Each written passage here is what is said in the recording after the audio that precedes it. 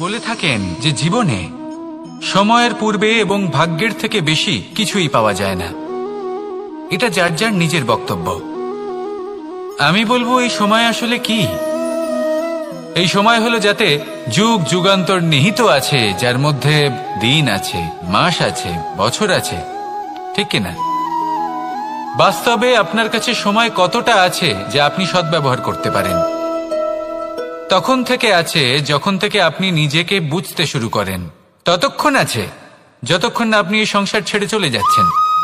শুধু এটুকু সময় আছে আপনার কাছে। আর যদি ভাগ্যের কথা বলা হয়, তাহলে ভাগ্য হলো সেই পরিস্থিতি যখন মানুষ নিজেকে সময়ের হাতে সমর্পণ করে দেন, তাকে ভাগ্য বলে। অর্থাৎ আপনি জীবনে পরিশ্রম করেছেন, বিপদের সম্মুখীন হয়েছেন, সামনে এগিয়ে গেছেন, কোথাও পৌঁছে গেছেন, এবং তখন আপনার মনে হলো যে ব্যাস এখানেই থেমে যাওয়া উচিত। তাহলে সেটাই হবে আপনার ভাগ্য। যদি ভাগ্যের কথা বলা হয়, তাহলে বলবো সত্যবানের ভাগ্যে মৃত্যু লেখা ছিল, কিন্তু সাবিত্রীর কর্ম তাকে পুনর্জীবিত করে তুলেছিল। অর্থাৎ এই ভাগ্য বদল করা সম্ভব কর্ম এবং পরিশ্রমের দ্বারা। ভেবে দেখুন, রাবণ মাতা সীতাকে হরণ করেছিল। যদি শ্রীরাম সেটাকে ভাগ্য বলে মেনে নিতেন, তাহলে কখনো ভাগ্য বিধাতা হয়ে উঠতে পারতেন না। ভাগ্য হলো একটা বাঁধন যেটাকে ভেঙে ফেলা খুব প্রয়োজনীয়। নিজের লক্ষ্যের কাছে পৌঁছতে হবে।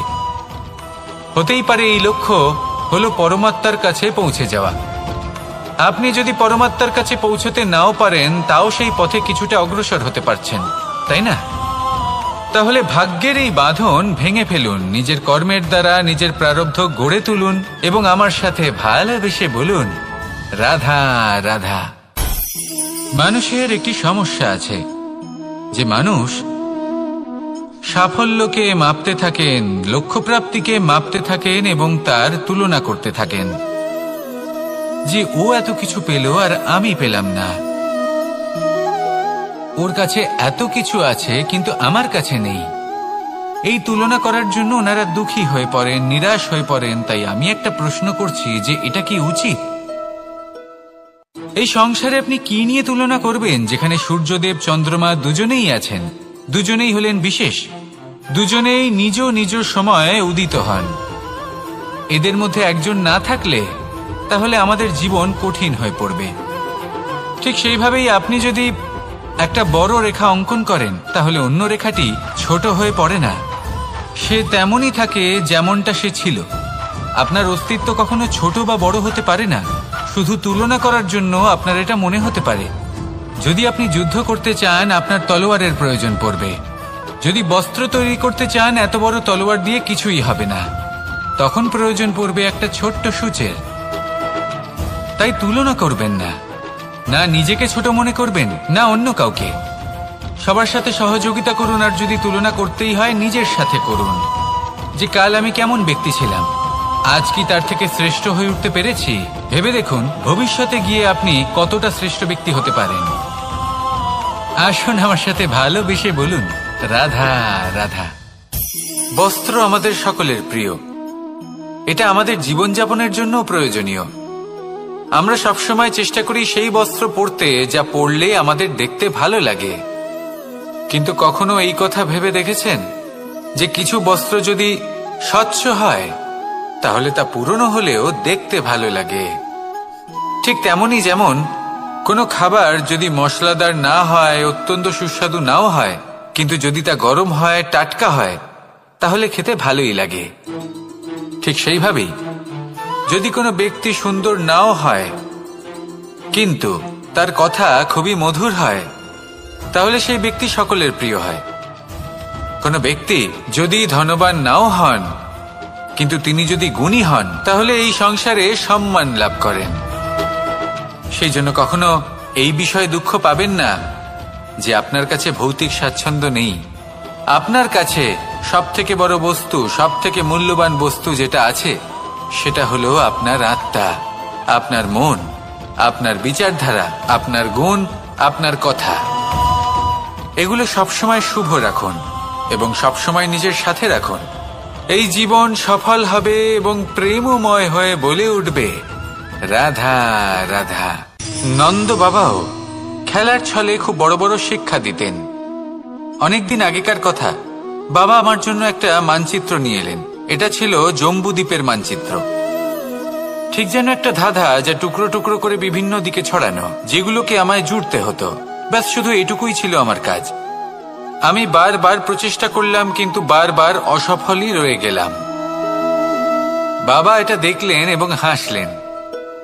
বাবা বললেন, একটা কাজ করো, এই প্রত্যেকটি অংশকে উল্টে রাখো।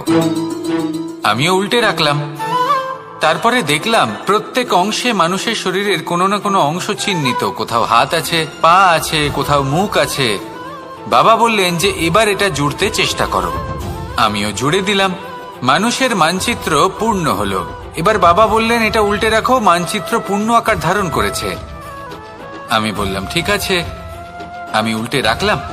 দেখলাম জম্বুদ্বীপের মানচিত্র পূর্ণ হয়েছে। বাবা বললেন, যদি দেশকে সফল করে তুলতে চাও, শক্তিশালী করতে চাও, স্থির বানাতে চাও, তাহলে সবার আগে দেশবাসীকে একত্রিত করতে শেখো। সকল সৈন্যগণ যখন একজোট হয়ে দাঁড়াবে, তখন দেশের শক্তি আরো বেড়ে যাবে। শুধু তাই নয়, বাবা বললেন, যদি ভালোবাসার সাথে জড়িয়ে পড়ো, তাহলে পরমাত্মাও তোমার সামনে এসে দেখা দেবেন। তাহলে এটাই করুন আর আমার সাথে ভালোবেসে বলুন, রাধা রাধা। ছোটবেলা থেকেই আমি গরু চড়িয়ে অভ্যস্ত, সেই জন্য সকলে আমাকে গোপাল নামে ডাকত। কিন্তু গোপাল হয়ে আমি একটা অমূল্য শিক্ষা লাভ করেছি। আমি দেখেছি যে গৌশালাতে অনেক বাছুরের মধ্যে একটি গাই তার নিজের বাছুরকে অবশ্যই চিনে ফেলে। যেখানে সমস্ত বাছুর একই রকম দেখতে এবং প্রত্যেকের স্বরও সমান, তারপরেও সকল বাছুরের মধ্যে নিজের বাছুরকে ঠিক চিনতে পেরে যায় এবং তার সাথেই থাকে। ঠিক এইরকমই কিছুটা হয় আমাদের কর্ম এবং তার কর্মফল। আপনি সবার মাঝে থেকেও কোনো কর্ম যদি করেন, সেই কর্মফল সবার মধ্যে আপনাকে চিনে ফেলবে এবং আপনার সাথেই থাকবে। তাই যখনই কর্ম করবেন, ভেবে চিন্তে করবেন। কোনো কর্ম করার আগে একবার ভেবে দেখুন, তাহলে জীবনে বারংবার অনুতপ্ত হতে হবে না।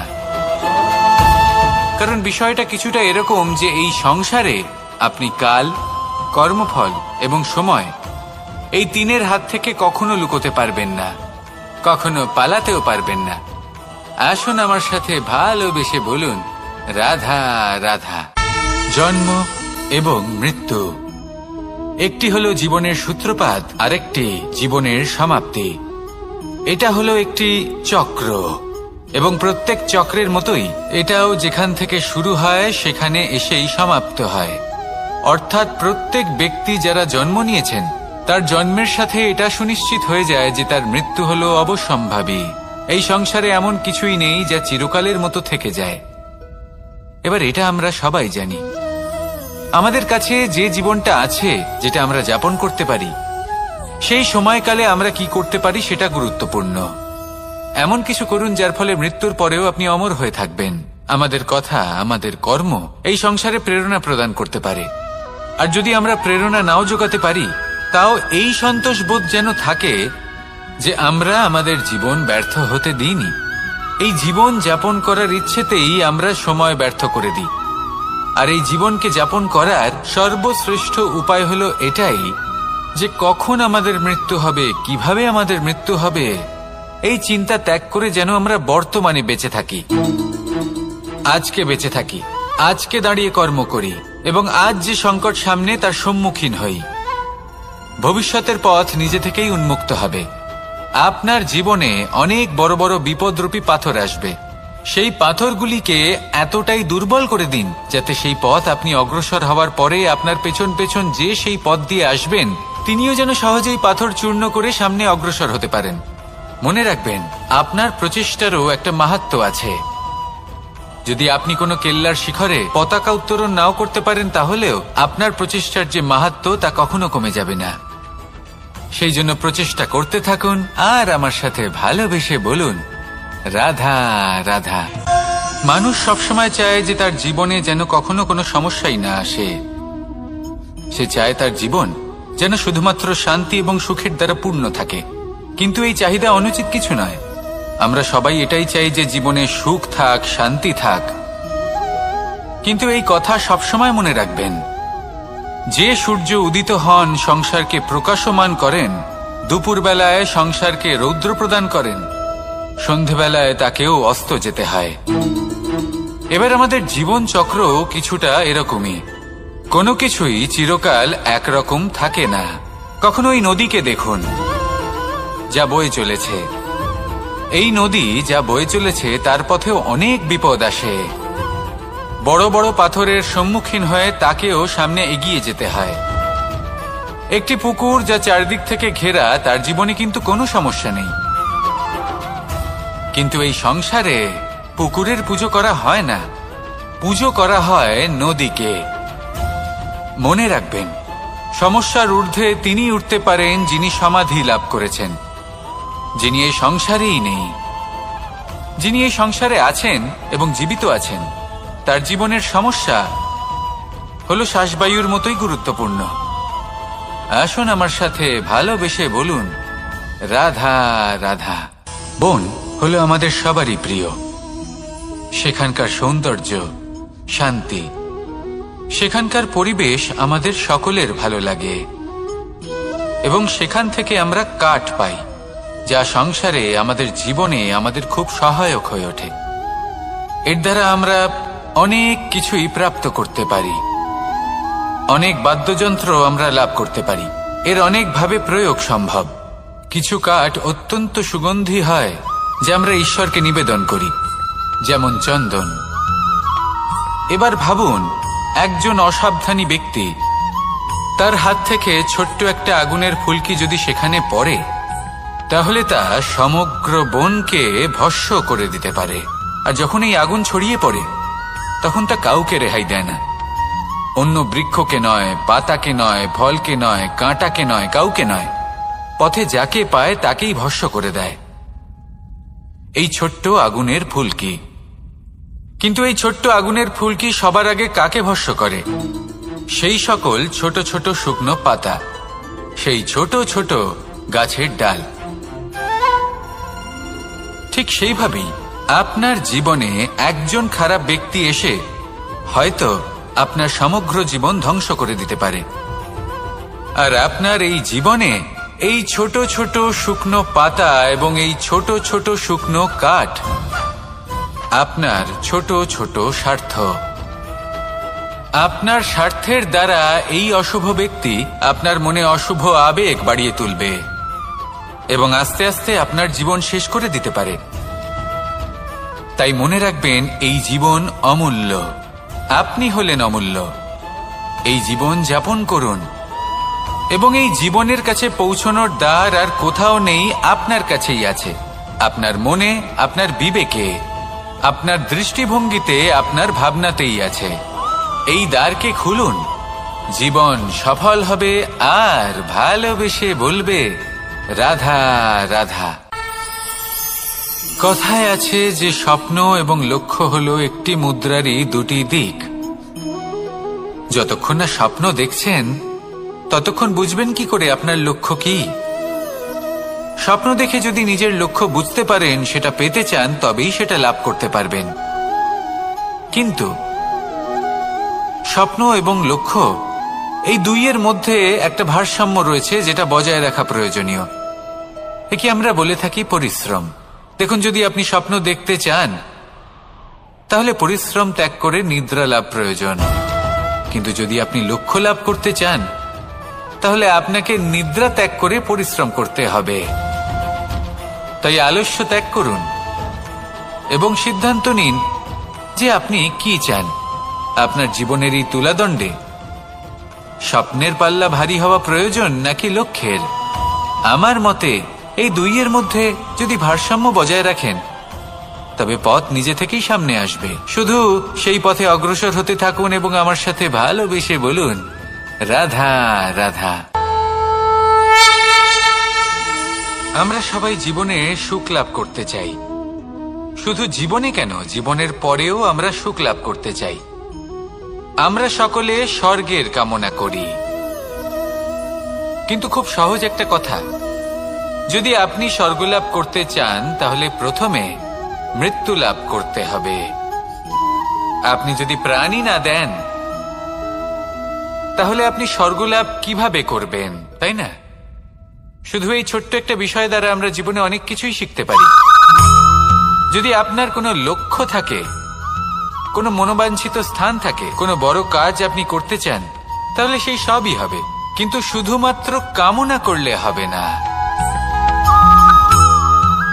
আপনাকে কর্ম করতে হবে, নিরন্তর প্রয়াস, পরিশ্রম, পথ খুঁজতে হবে, সামনে অগ্রসর হতে হবে।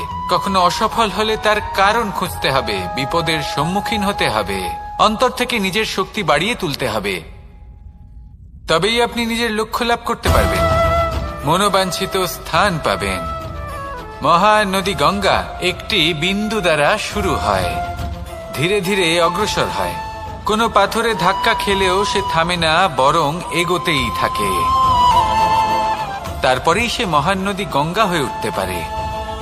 পরিশ্রম করুন, লক্ষ্য লাভ করুন, আর আমার সাথে ভালোবেসে বলুন, রাধা রাধা। এই সংসারে 3 ধরনের আবেগ অত্যন্ত গুরুত্বপূর্ণ, যা প্রত্যেক মানুষের জীবনে থাকে। প্রথমটা হলো আনন্দ, যা আমরা সবাই লাভ করতে চাই।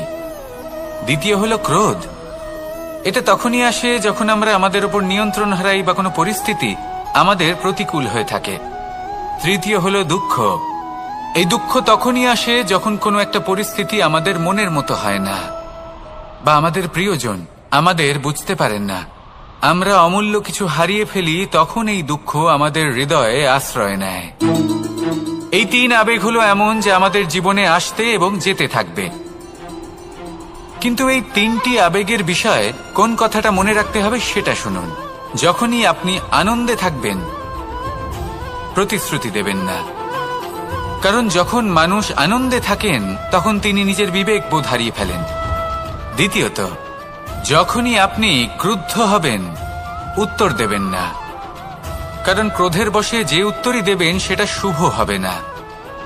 তৃতীয়ত, যখনই আপনি দুঃখী থাকবেন, কোনো সিদ্ধান্ত নেবেন না, তখন নিজের মনের ওপর, নিজের কর্মের ওপর, নিজের ওপর নিয়ন্ত্রণ রাখতে চেষ্টা করুন। যদি এই 3টি আবেগের ক্ষেত্রে এই জিনিসগুলো মনে রাখেন, তাহলে জীবনে কখনো আক্ষেপ করবেন না। আসুন আমার সাথে ভালোবেসে বলুন, রাধা রাধা। আমাদের মধ্যে বেশিরভাগ মানুষ কোনো না কোনো মহাশক্তির উপস্থিতিকে বিশ্বাস করেন। আমরা মনে করি যে এ হলো সেই মহাশক্তি যার প্রভাব, যার কৃপা চিরকাল আমাদের উপর বজায় থাকে। আমাদের কর্মের ওপর, কর্মফলের ওপর চিরকাল তার দৃষ্টি থাকে। আমাদের মধ্যে কেউ একে ঈশ্বর মনে করেন, কেউ বা প্রকৃতি মনে করেন, বা কেউ কোনো গৃহপালিত পশুর মধ্যে মহাশক্তির দর্শন লাভ করেন, বা কেউ কোনো বস্তুর মধ্যে।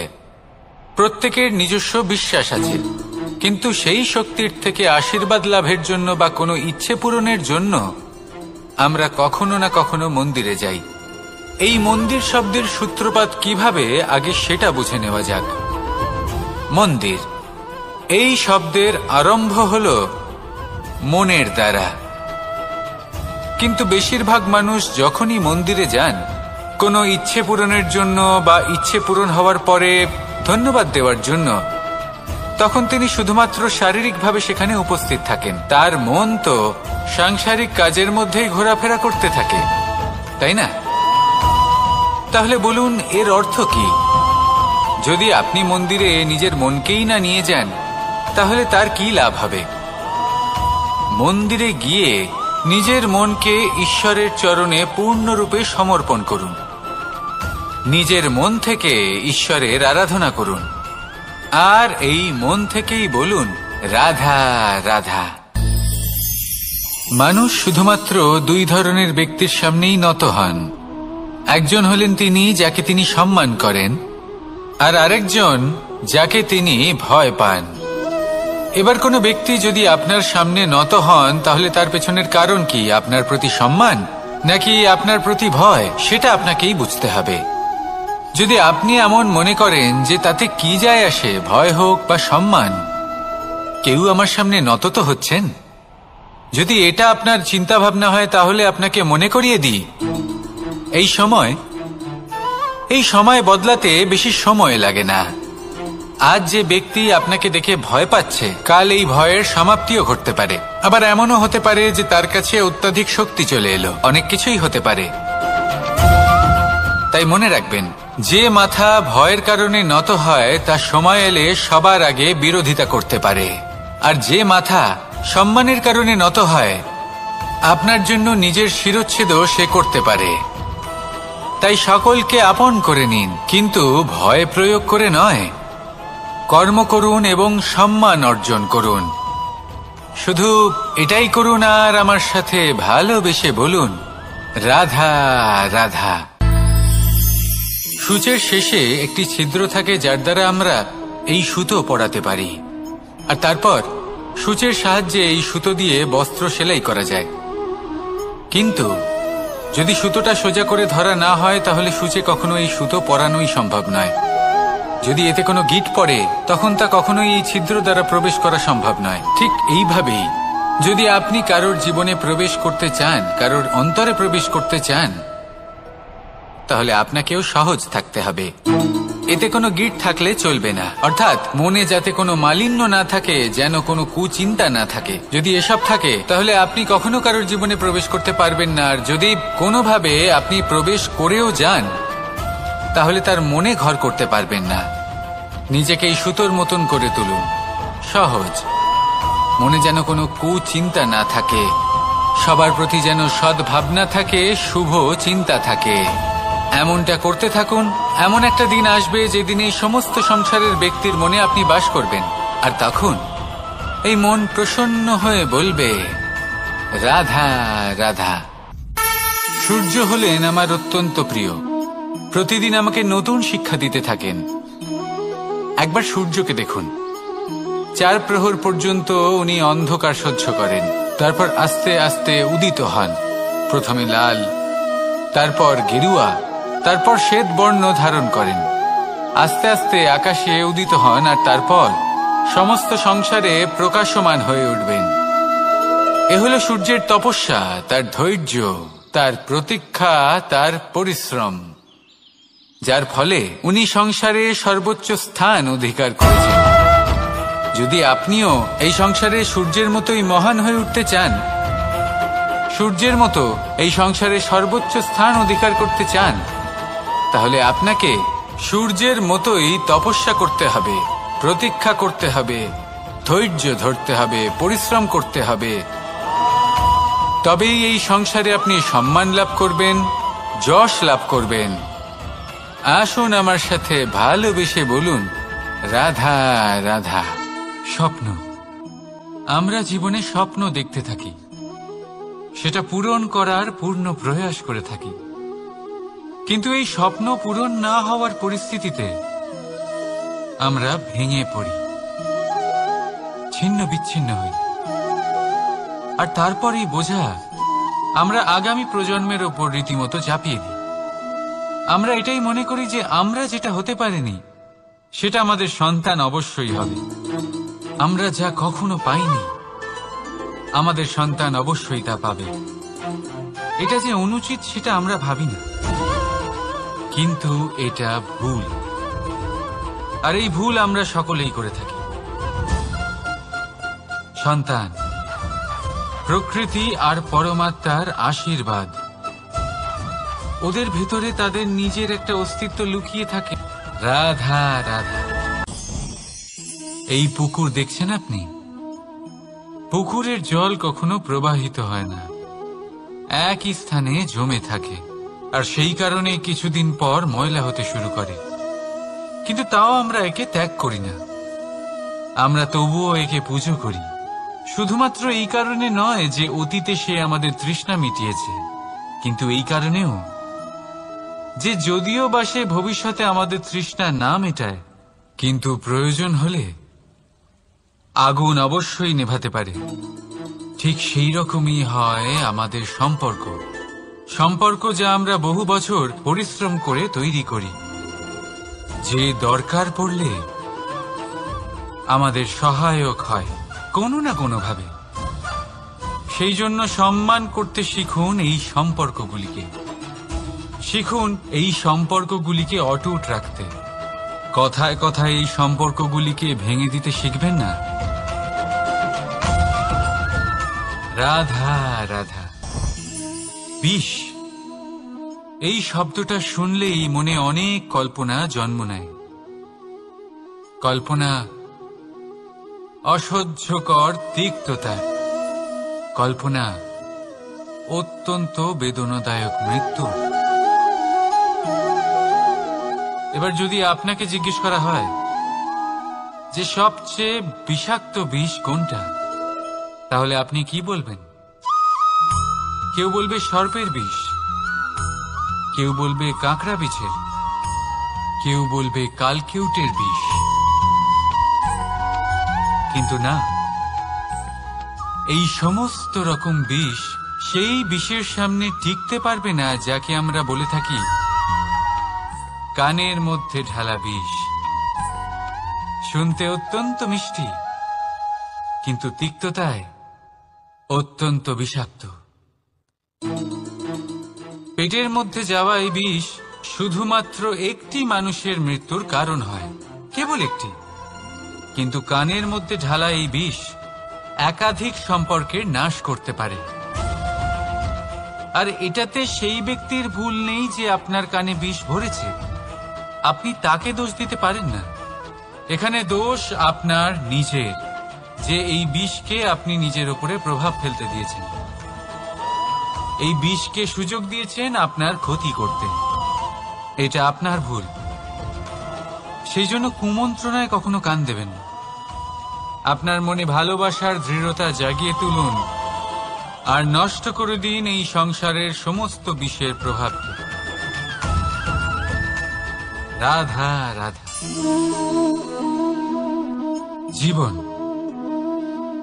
আমাদের এই জীবন সুখ আর দুঃখ, এই দুইয়ের মিশ্রণ। এদের সংমিশ্রণই জীবনের ভারসাম্য বজায় রাখে। এখন এই সুখ, সুখ এমন এক বস্তু যাকে সবাই খুঁজে চলেছে। দুঃখ এমন এক অনুভূতি যা সবার কাছে আছে। আমাদের প্রত্যেকের জীবনে সুখ আর দুঃখ আসতে থাকবে আর যেতেও থাকবে। এটা অবশ্যই জীবনে থাকবে। কিন্তু সফলতা, এটা সবার জীবনে আসে না। কেন? কারণ এই সফলতা সুখ আর দুঃখের দ্বারা প্রাপ্ত হয় না। সফলতা প্রাপ্ত হয় নিজের উপরে বিশ্বাস করতে থাকলে। আকাশের ওই সূর্যকে দেখুন। সূর্যের বিশ্বাস আছে নিজের উপর যে সে সমস্ত জগৎকে আলোকিত করতে পারবে। নিজের প্রথম রশ্মি দিয়ে অন্ধকারকে দূর করতে পারবে। সূর্য এই বিশ্বাস নিয়েই আসে, আর কিছুক্ষণের মধ্যেই সমস্ত সংসার থেকে অন্ধকারকে বিনাশ করে ফেলে সে। তাহলে মনে রাখবেন, এই সুখের আভাস, এই দুঃখের অনুভূতি আসতেও থাকবে আর যেতেও থাকবে। শুধু নিজের উপরে বিশ্বাস রাখুন। তারপর দেখবেন এই সফলতা আপনার দাস হয়ে থাকবে। রাধা রাধা। চাঁদ কত শ্রেয়, শুভ্র, কত সুন্দর। কিন্তু যদি আপনি মনোযোগ সহকারে দেখেন তাহলে দেখবেন এই চাঁদেও দাগ আছে। আর এই দাগগুলি থাকার কারণে কি এই চাঁদের মাহাত্ম্য কখনো কমে যায়? কখনো নয়। এর কারণ হলো চাঁদের নিরন্তর চেষ্টা। একবার এই আকাশে দেখুন। এই অন্ধকার সবসময় চেষ্টা করে চাঁদকে ঢেকে দেওয়া, কিন্তু এই চাঁদ সবসময় এই অন্ধকারের সাথে লড়াই করতে থাকে। অমাবস্যা থেকে শুরু করে চাঁদের এই যাত্রা পূর্ণিমা অবধি পৌঁছেই যায়। আর তাই এই চাঁদের পুজো করা হয়। এই কারণে এই চাঁদকে মাহাত্ম্য দেওয়া হয়। এইভাবেই যদি আপনার মধ্যে কোনো দোষ থাকে, কোনো খারাপ কিছু থাকে, তাহলে সেটা কোনো বড় ব্যাপার নয়। চেষ্টা করুন সেটাকে শুধরে নেওয়ার। কিন্তু সেই কারণে নিজেকে খারাপ মনে করা, এটা অনুচিত। নিজের ভুলগুলো, নিজের দোষগুলো, নিজের খারাপ দিকের কথা ভুলে আপনি এই সংসারের ভালোর দিকে প্রস্থান করেই দেখুন না।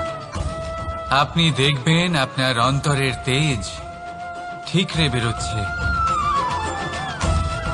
রাধা রাধা। এই পিঁপড়েদের দেখছেন আপনি? সবাই একই রকমের। এদের মধ্যে তফাৎ খুঁজে বার করা অসম্ভব। মনে হয় যেন ওদের আলাদা আলাদা অস্তিত্বই নেই। কিন্তু যদি আপনি মন দিয়ে দেখেন তাহলে দেখবেন প্রতিটা পিঁপড়ের আলাদা কাজ নির্ধারিত, তাদের আলাদা অস্তিত্ব আছে। কেউ বাড়ি বানানোর জন্য মাটি সংগ্রহ করতে পটু, কেউ ঢিপি বানাতে পটু, কেউ খাবার খোঁজায় পটু, আবার কেউ সেই খাবার আনায় পটু। ঠিক সেরকমই হয় মানুষেরা। মনে হতেই পারে সবাই একই রকম, কিন্তু প্রতিটা মানুষের ব্যক্তিত্ব, প্রতিটা মানুষের অস্তিত্ব ভিন্ন হয়। আর সত্যি কথা বলতে কি, প্রতিটা মানুষের ভিন্নতাই আমাদের প্রগতির দিকে নিয়ে যায়। ভাবুন, যদি আপনাকে কারোর সাথে হাত মিলিয়ে চলতে হয়, তাহলে আপনাকে আপনার সোজা হাত তার উল্টো হাতে ধরে এগোতে হবে। এটাই সৃষ্টিকর্তার সৃষ্টির নিয়ম। ভিন্নতা, এই ভিন্নতাকে আশীর্বাদ ভেবে চলুন, এতে কোনো খারাপ নেই। রাধা রাধা। দাদা আমাকে বহুবার জিজ্ঞেস করেন যে কানাই, তুমি রাধার সাথে এই সংসারকে প্রেম শেখাতে এসেছো, তাহলে কেন তুমি রাধাকে এত বিরক্ত করো? কেন ও তোমাকে বিরক্ত করে? কেন এই ঝগড়াঝাটি হয়? কেন এই টানাপোড়েন চলে? এবার এটার উত্তর আমি কিছুটা এইভাবে দিতে চাই। পিঁপড়ে সেই বাড়িতেই প্রবেশ করে যেখানে মধু উপস্থিত আছে। যদি আপনার বাড়িতে মধু থাকে, কোনো মিষ্টি জিনিস থাকে, মিষ্টত্ব থাকে, তাহলে পিঁপড়ে সেখানে অবশ্যই প্রবেশ করবে। ঠিক এইরকমই হয় আমাদের সম্পর্ক। এর মধ্যে ছোটখাটো ঝগড়াঝাটি, টানাপোড়েন, রাগ করা, মন ভাঙানো, এই সব তো চলতেই থাকে। বিশেষ করে সেই সম্পর্কগুলিতে যেখানে মিষ্টত্ব আছে। মনে রাখবেন, যেই সম্পর্কে কোনো খুনসুটি নেই, রাগ করা, মান ভাঙানো নেই, কোনো ছোটখাটো ঝগড়াঝাটি নেই, সেই সম্পর্ক শুধুমাত্র মস্তিষ্ক দিয়ে পালন করা হচ্ছে, মন থেকে নয়। তাই মন থেকে ভালোবাসতে শিখুন। আর এই ছোটখাটো ঝগড়াঝাটির, এই অম্ল মধুর খুনসুটির আনন্দ উপভোগ করুন, কারণ এতেও ভালোবাসা আছে। রাধা রাধা। এই পুস্তকের মতোই হয় আমাদের সম্পর্ক। তার সেই এক পাতা, একটা ভুল। তাই যে কোনো সম্পর্কে যদি কারোর কোনো ভুল হয়ে গিয়ে থাকে, তাহলে সেই ভুলকে সম্পর্ক থেকে দূরে করা সঠিক হবে। সেই ভুলকে ভুলে যাওয়াই সঠিক হবে। সেই সম্পর্ক ভাঙা নয়, সেই সম্পর্ক সামলে রাখুন। কারণ ভুল তো সবার দ্বারা হয়। যদি এরকম করেন, তবেই জীবনরূপী পুস্তক আরো সুন্দর হয়ে উঠবে। একে অপরকে ক্ষমা করতে শিখুন, একে অপরের ভুলকে ভুলে যেতে শিখুন। তারপর দেখবেন এই জীবনে আরো আনন্দ আসবে, আর এই সম্পর্ক নিঃশ্বাস নিতে থাকবে। রাধা রাধা। কিন্তু যেই সংকটের তাপ বেড়ে ওঠে, অহংকার ছোট হতে থাকে। আর যখন সংকটের এই অন্ধকার আমাদের চারিদিক থেকে ঘিরে ধরে, তখন এই অহংকার আমাদের ছায়ার মতোই বিলুপ্ত হয়ে যায়। তাই সেই কারণে আপনার নয়, এই আত্মসম্মান নয়, এ হলো অহংকার। আর অহংকার আর কিছুই নয়, শুধু পতনের দিকে প্রথম পদক্ষেপ। আর এই জীবনে পতনের দিকে নয়, প্রেমের দিকে এগিয়ে যান। আর আমার সাথে ভালোবেসে বলুন, রাধা রাধা। আপনি কি কখনো ফলে ফুলে পরিপূর্ণ বৃক্ষ দেখেছেন? তার ডালগুলো কিরকম স্বাধীনভাবে বেড়ে ওঠে, কিন্তু যদি এই ডালগুলো মূলের সাথে ঠিকভাবে যুক্ত না থাকে, সেই বৃক্ষের মূলগুলি গভীর না হয়, তাহলে কি হবে? তাহলে কি সে সেই সব সুবিধা পাবে? কখনোই নয়।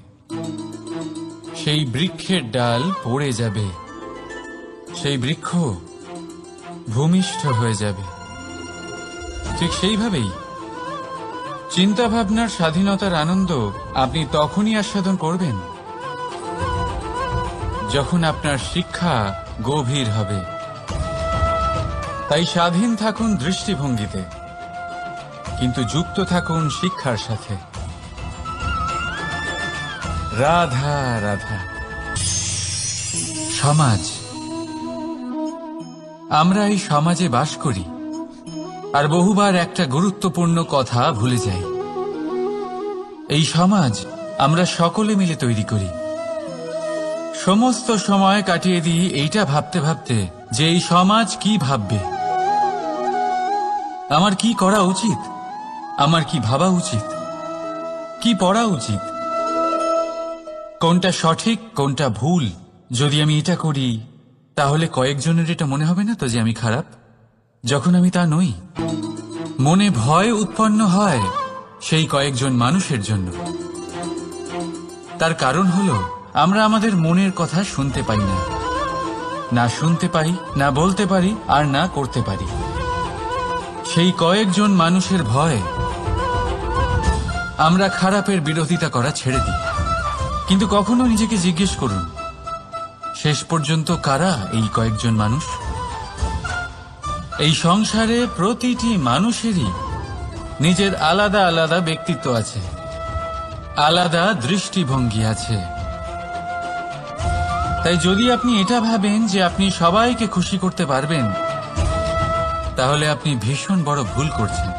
জীবনে কর্ম তাই করুন যাতে আপনার অন্তরাত্মা সন্তুষ্ট হয়, আর অন্তরাত্মা সন্তুষ্ট তখনই হবে যখন আপনার কর্ম শুভ হবে। তাই নিজের মনের কথা শুনে এই সংসারে শুভ কর্ম করতে থাকুন, তবেই এই সংসারের কর্মে আপনি সার্থক হবেন। রাধা রাধা।